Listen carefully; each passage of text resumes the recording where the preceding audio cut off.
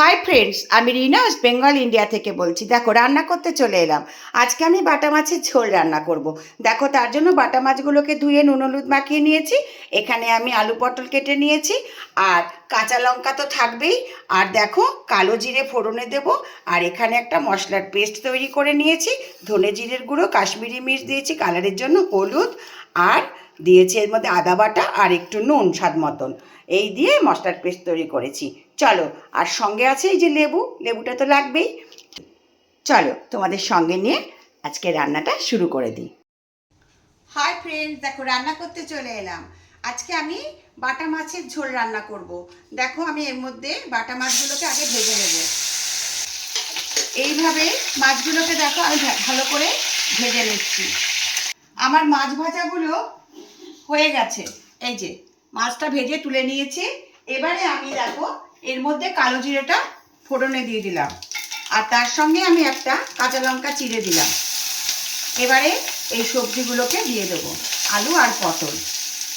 ভালো করে একটুখানি সাঁতলে নেব, ভালো করে ভেজে নেব। নুন দিয়ে দিলাম, হলুদ দিয়ে দিলাম। এবার এটাকে ভালো করে একটু ভেজে নেব।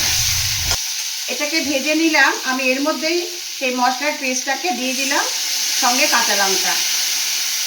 এবার এটাকে আমি ভালো করে কষিয়ে নেব। আমি এর মধ্যে অল্প একটু মিষ্টি দেব স্বাদের জন্য।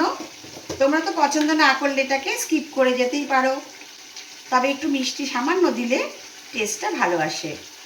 মশলাটা থেকে পুরো তেল ছেড়ে দিয়েছে, দেখছো মশলাটা আমার কষানো হয়ে গেছে। এর মধ্যে আমি পরিমাণ মতো জল দিয়ে দেবো। মাছের ঝোলটা আমার অলমোস্ট ডান, ফুটে গেছে, সেদ্ধ হয়ে গেছে সব।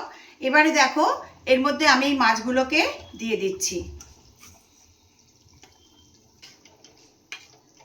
তোমরা কারা কারা এরকম মাছের ঝোল পছন্দ করো কমেন্ট করে জানাবে।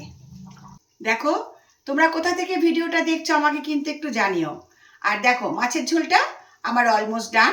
এবার এটাকে আমি সার্ভ করে দেবো। ভালো লাগলে আমাকে কিন্তু কমেন্ট করে জানাবে কেমন হয়েছে, ঠিক আছে? বাটা মাছের ঝোল আলু পটল দিয়ে রান্না করে বাটিতে সার্ভ করে দিয়েছি। লাল লাল হালকা ঝোল, আর সঙ্গে আছে পাতিলেবু। দারুণ জমে যাবে এই দিয়ে। আর কি চাই বলো বন্ধুরা? কেমন হয়েছে অবশ্যই জানাবে। ভিডিওটা ভালো লাগলে একটা লাইক কমেন্ট করো।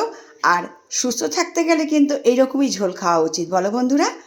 তোমাদের মতামতটা কি আমাকে জানাবে। নেক্সট ভিডিওতে আবার দেখা হবে। ভালো থেকো, সুস্থ থেকো, টাটা।